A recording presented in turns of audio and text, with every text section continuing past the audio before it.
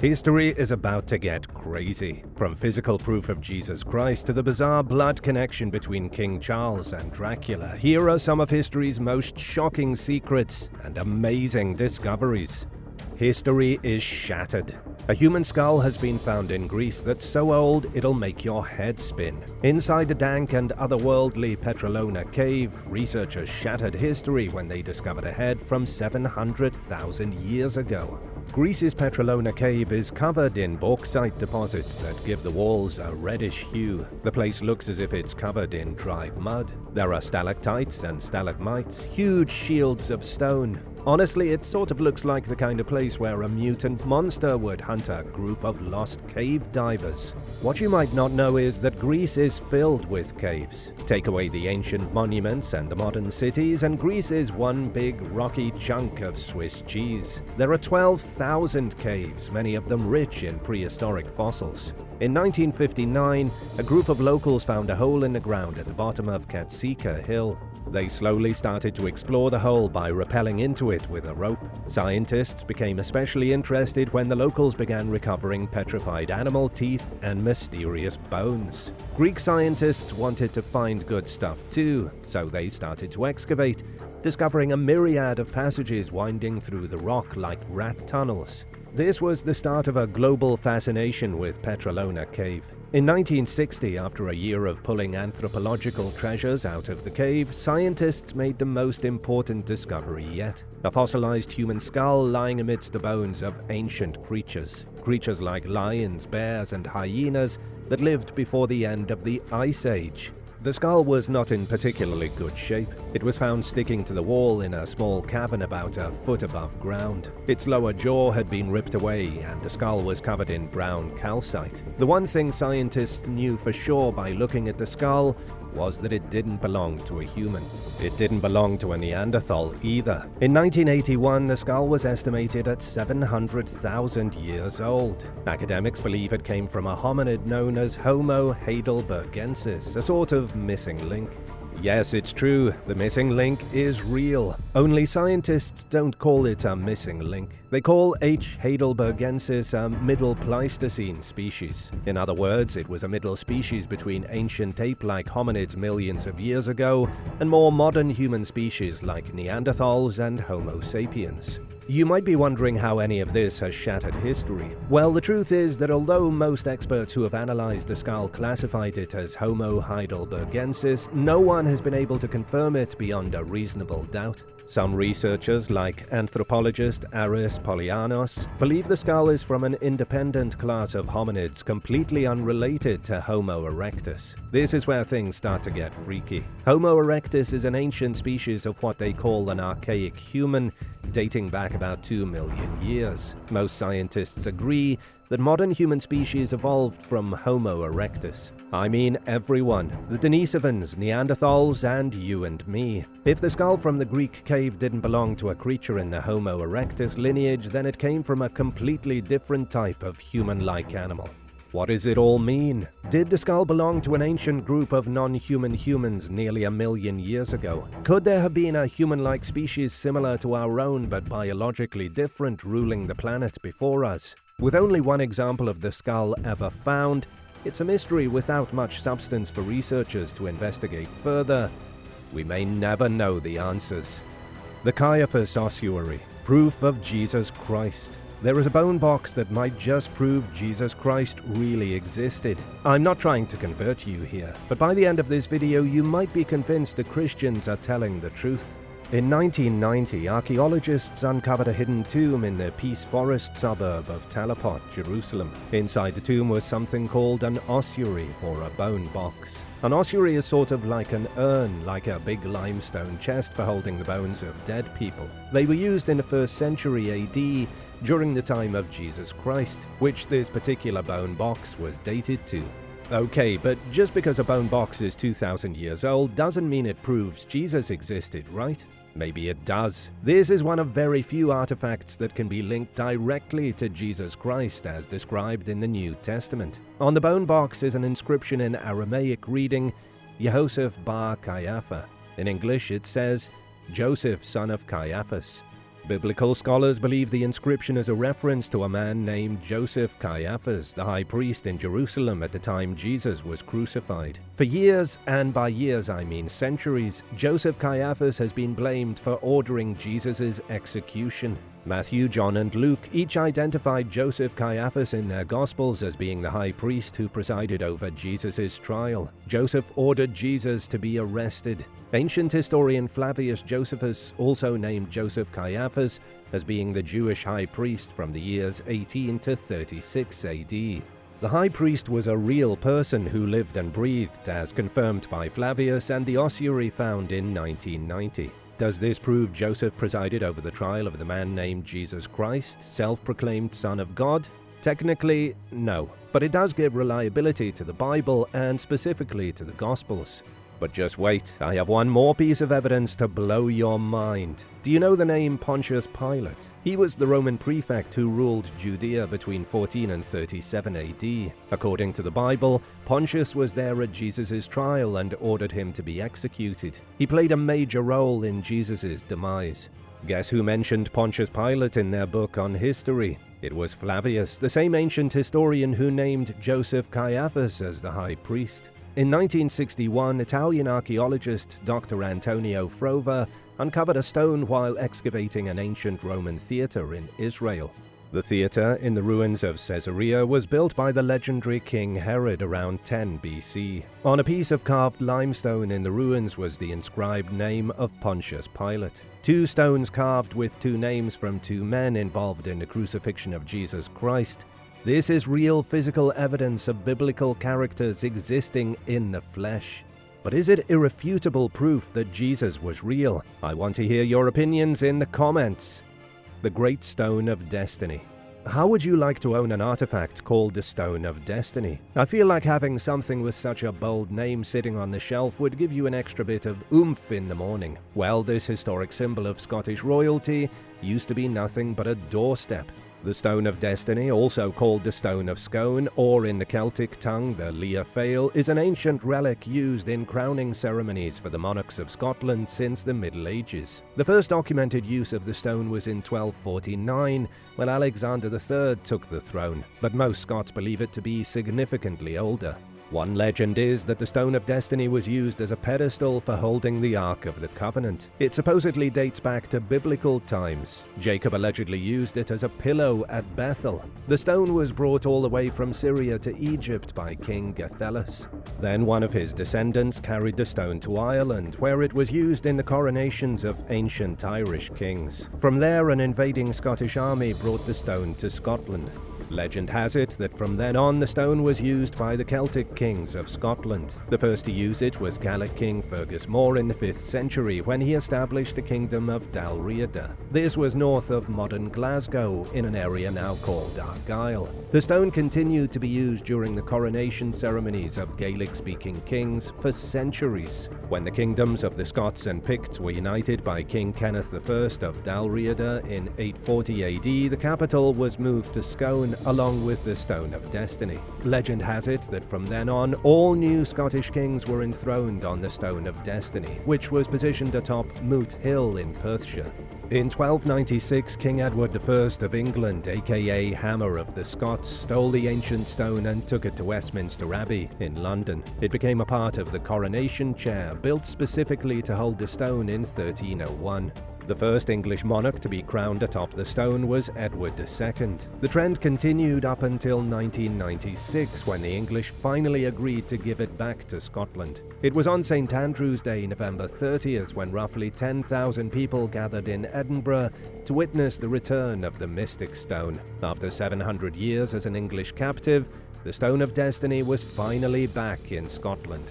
Or was it? There are a few rumors that make things a little blurrier than they should be. One of the rumors is that when King Edward initially stole the stone, it was the wrong one. The real Stone of Destiny had been hidden in a secret place by Scottish monks. Another rumor is that when the English gave it back in 1996, they gave back a fake and kept the real one.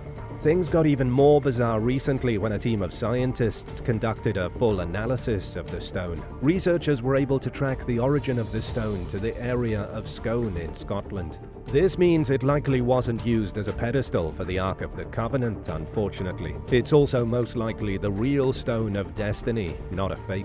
Dr. Nikki Scott from Historic Environment Scotland said the amount of wear on the stone suggests it was used extensively before becoming a ceremonial object. The best guess researchers have is that it was used as a doorstep before becoming a legendary artifact connected to biblical heroes, pharaohs, and ancient Celtic kings. And now for number 9, but first it's shout-out time. Big thank you to Meg Skinner for your generous super thanks. Subscribe to join the Origins Explained family. Did Aztecs come from Siberia? Did the ancient Aztecs come from Siberia? And what about the Inca? Shocking new genetic evidence has shown that the Aztec, Inca, and even the Iroquois are closely related to the ancient Siberians of the Altai region. This is incredible news and really shakes up the scientific understanding of ancient migration patterns. A group of international geneticists looked at the DNA of modern people living in villages in the Altai region. The region is in Russia, along the borders of China and Mongolia. The villagers appear to be genetically similar to people from ancient Mesoamerica and ancient Peru. But how could this be possible? The idea is that people migrated from Siberia across northern Russia and to Alaska. Then they trickled south, gradually populating North America and then South America. You've likely heard the theory of migration from Siberia to Alaska before across the Bering Land Bridge, but now it's been confirmed through genetic evidence. Thanks to the recent comparative study, researchers were able to put together a rough timeline of events. They think indigenous people from Siberia made it to central Mexico about 30,000 years ago. One of the lead scientists on the case was Russian geneticist Oleg Balanovsky. Not only did he connect the Aztec with the ancient Siberians, he also completed research suggesting Native Americans have close genetic ties with indigenous populations in Australia. That's even crazier because Australia is so far away. How in the world did they spread so far apart? It makes sense for Siberians to have crossed a natural bridge into Alaska, but for Australians to reach North America, there would have needed to be a bridge spanning an entire ocean. The Australian connection is a mystery scientists are still hoping to solve. Chinese tombs bursting with treasure. In China, archaeologists have discovered 3 amazing tombs from 1800 years ago. Although 2 of the tombs were stripped almost bare by looters in the ancient past, one of them wasn't. Researchers peeked inside and found an overwhelming stash of treasure. What I find so interesting about the discovery is that it was made sort of by accident. A local park in Richau was being expanded, so archaeologists were called in to prepare. They were going to look around and make sure nothing of historic value was being destroyed. Sure enough, the local park was built atop some tombs. They date back to the Han Dynasty. The people buried in them were even related. Scientists found inscriptions of the same surname, Huan, proving they most likely came from the same family. If you've been impressed by Egyptian tombs, you should look more into tombs from ancient China. Some of these things are mind-blowing. Even this one tomb belonging to some random family was packed full of more than 70 artifacts. Researchers discovered bronze mirrors, pieces of pottery, an iron sword, and other fascinating relics. They also came across a very unusual find. The team located pieces of a coffin carriage, something you hardly ever see in tombs, whether they're Egyptian, Roman, or Chinese. How do you suppose they got coffins down into these dusty stone boxes beneath the ground? They used a coffin carriage, specially designed to bring coffins down into subterranean tombs. They were like ancient hearses. Sadly, there's no more information about who the family was buried deep beneath the park. Maybe they were nobility. Maybe they were just wealthy enough to be given fancy burials. The swamp monster dodo goose mega bird terror thing. It's time to take a break in our scheduled programming to discuss a giant swamp monster that terrorized Australia 50,000 years ago. Scientists have just discovered what's been described as a mega bird.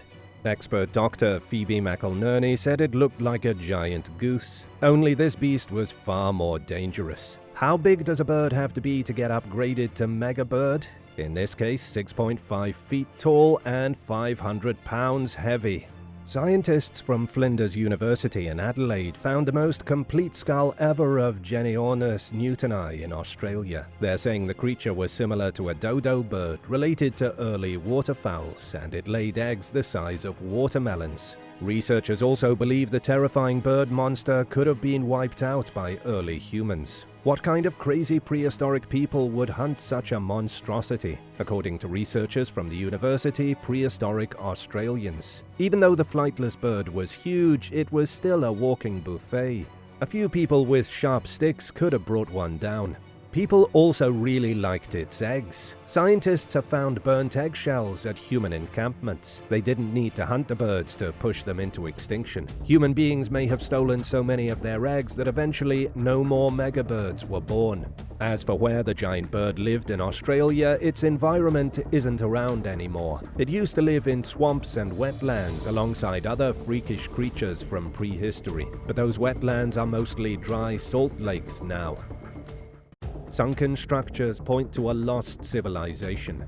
A series of structures has been found at the bottom of Lake McDonald that is irrefutable evidence of a pre-Ice Age civilization. The structures are 10,000 years old, submerged underwater, and shocking enough that you need to see it with your own eyes. Lake McDonald is in Canada, the province of Ontario. When divers were participating in a project at the Haliburton Forest and Wildlife Reserve, they saw strange shapes in the gloom about 40 feet deep. At first, the divers thought they were looking at uniquely shaped stones. But as they got closer, they realized they were looking at artificially created structures. These weren't just stones, they were monoliths. Monoliths that must have surely been made by human hands. Nobody knows precisely how many are down there, but divers did identify at least 7 giant stone megaliths. Wait, megalith or monolith? Have you ever wondered what the difference is between the two? A monolith is typically a large stone standing by itself. An obelisk would be a type of monolith. A megalith is a large stone standing within a collection of other large stones like the megaliths at Stonehenge. In this case, it's not clear if the underwater stones are solitary towers or part of a larger ceremonial complex. What are they even doing at the bottom of a lake? I doubt mermaids were involved, although that would be very cool. Researchers believe that around 9000 BC there was a cataclysmic drought in this part of Canada. The lake may have been completely dry, looking like a big empty bowl of dirt. Ancient people may have climbed down into the bowl and used it as a place of ritual. They could have built their own Stonehenge at the bottom. Then when the drought was over, the big dirt bowl flooded and the people were forced to abandon their structure, or structures. It's still not clear what exactly is lying in broken pieces at the bottom of the lake. The Egyptian king lists. I want to tell you about Manetho, an ancient Egyptian priest who lived around the 3rd century BC. Very little is known about this guy other than one big detail. He wrote a book called Egyptiaca, or History of Egypt. In this book, Manetho created a full list of ancient Egyptian rulers. Some of them are going to make you question reality. His book was groundbreaking when it came out. It was the first time somebody had divided Egyptian rulers into dynasties. Dynasties may be the way historians look at Egypt today, but the ancient Egyptians didn't know they were living in certain dynasties at the time. People in the Middle Ages didn't know they were in the Middle Ages. Anyway, Manetho divided rulers into dynasties based on continuity. For example, if there were a series of kings who were all sons and fathers, then suddenly somebody who wasn't the son of a king became the next king. The dynasty changed. Whenever there was a blip or an interruption, be it genealogical or otherwise, Manetho started a new dynasty. His list is almost completely accurate, but there's one part of his great work that scientists are a little suspicious about. The list does not begin with the first dynasty circa 3150 BC. It begins with aliens. The first dynasty, according to Manetho, started with Menes. Menes was the first man in Egypt to take the title of pharaoh. Then came Nama. He was the one who united Upper Egypt and Lower Egypt under a single ruler. Without Nama, ancient Egypt as we know it may not have existed. Nama solidified control and built a great palace at Memphis, centralizing the seat of government. I know I should move on to the aliens, but it's so hard to stop talking about ancient Egypt once I get started. Nama's queen was Nithotep, a name most people these days don't know. Everyone knows Cleopatra, but Nithotep is practically a ghost. It's a shame because she is believed to have been the first female ruler of Egypt after Nama died. Nithotep was the supreme queen 3,000 years before Cleopatra was even born.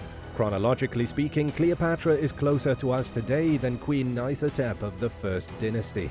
Manetho started his list of kings with the gods. According to him, the very first ruler of Egypt was the god Ptah, ruling for 9,000 years. That's a shockingly long lifespan, even by biblical standards. After Ptah, there was Ra, who ruled for 992 years. Now we're getting a little closer to biblical lifespans. Khnum ruled for 501 years. Osiris and his sister Isis ruled for 433 years. The final primordial god to rule Egypt was Set, with his reign lasting 359 years.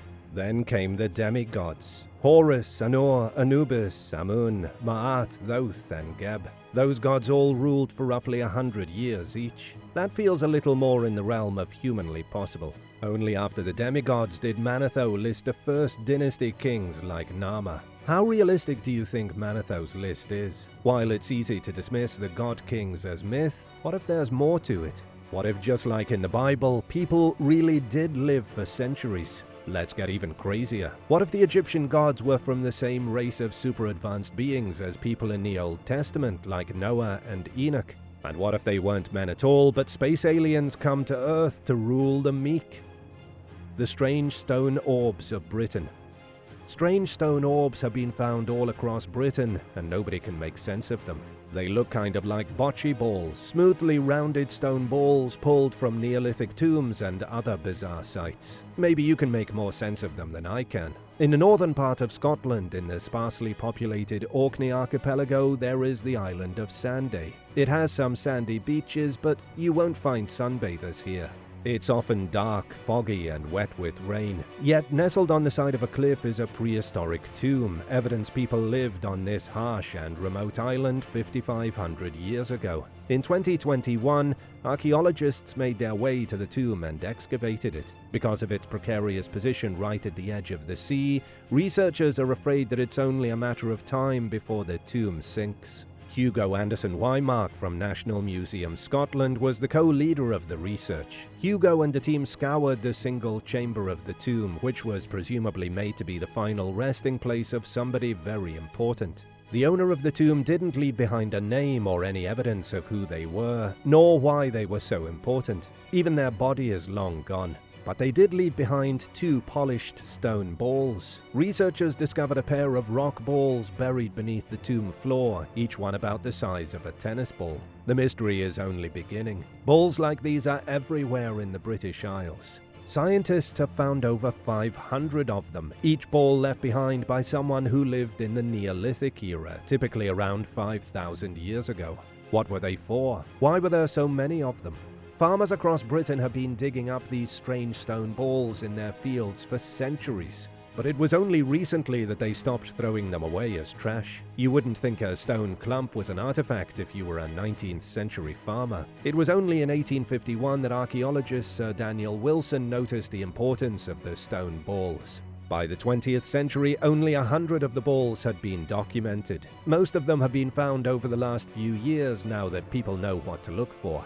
I know I still haven't answered any of the important questions, like why are some of the stone balls covered in small projections like little spikes? Or why are some of them decorated in ornate carvings? Hugo Anderson Wymark believes the stone balls were part of Neolithic tradition. But what tradition? It's like finding a Christmas tree but not knowing what Christmas is. There are more than 30 theories to explain the balls. Scientists can't agree on any of them. Were the stone orbs used as weapons? Were they used for braiding ropes? Could they have been status symbols? What do you think? I want to hear all your theories in the comments. The moon-eyed ones. Let's keep it going here with the theme of creepy aliens. Ancient Egyptian gods were not the only beings that may have come from the stars. In North America, the Cherokee people also spoke of strange entities that may have been freaky extraterrestrials. I'm talking about fully blown ET phone home type creatures. The Cherokee were not alone in their region of North America. They shared the land with the Choctaw, Chickasaw, Seminoles, and Creek cultures. All of them lived across the southeastern states from Alabama to Virginia, and Tennessee to Georgia. At least, that's where they were when Europeans first contacted them in the 16th century. The truth is that where the Cherokee people came from is still hotly debated. There are two major theories. One of the theories is that the Cherokee arrived in southern Appalachia from somewhere in the north. The second theory is that the Cherokee had already been in Appalachia for thousands of years. The only issue is that there's very little archaeological evidence of it. There wouldn't be though, since the Cherokee didn't build big cities whose ruins would still be around to find. I'm going to say something now that's highly controversial. The Cherokee were considered by the invading Europeans to be one of the 5 civilized tribes. The Europeans recognized the 5 distinct cultures as being more civilized than many of the other Native American cultures they met. It's a horrible thing to say, and not true at all. The 5 civilized tribes weren't more civilized than their neighbors. However, they did more readily adapt foreign European customs, and in turn, they were easier to strip of their lands and displace to Oklahoma along the Trail of Tears in 1838. Though that's a story for another day. The Cherokee in particular were viewed a little differently from other cultures around them, mostly because of the bizarre legends they carried, one of which was the legend of the moon-eyed people. The Cherokee believed that before they ever lived in Appalachia, the moon-eyed people dwelled in the hills and woods. They had terrible eyesight during the day, which was how they got their name. They also didn't look anything like other people in North America. The moon-eyed had pale white skin. They looked like they'd been carved from pieces of moon rock.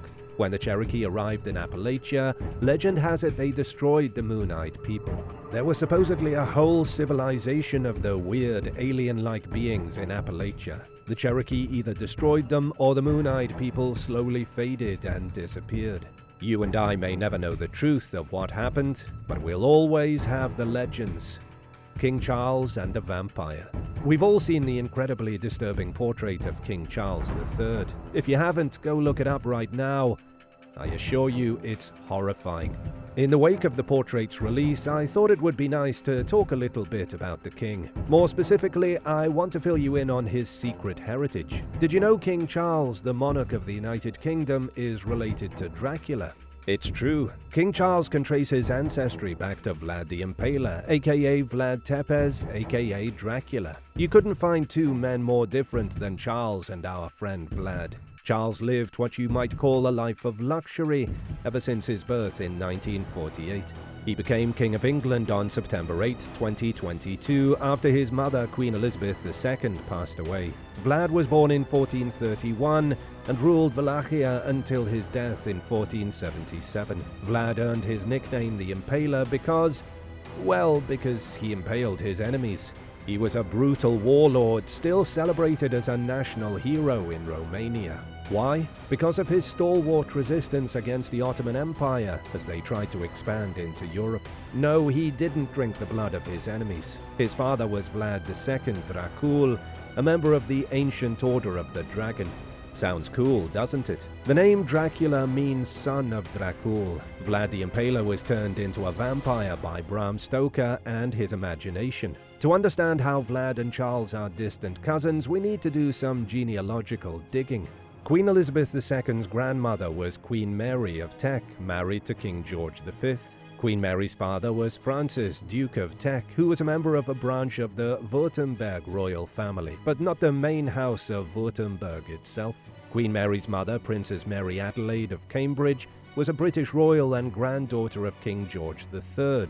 So Queen Mary had some Württemberg ancestry, but she belonged to the House of Teck through her father. Now we enter the dizzying vertigo that is European royal houses. The House of Württemberg was and still is a German dynasty. Members of the house married other European royal families, including members of the Habsburg dynasty. The Habsburgs were the most influential royal house in Europe at one point. They ruled massive parts of the continent, including Romania, the old stomping ground of our pal Vlad. Queen Mary of Teck's lineage can be traced all the way back to Princess Claudia Riedi von Kisried, who was born in Transylvania in 1812. Princess Claudia can trace her lineage deep through Hungarian nobility to the Basarab dynasty. The Basarab dynasty founded the Principality of Wallachia. The two most notable members of the dynasty were Vlad Dracul and Little Vlad Dracula.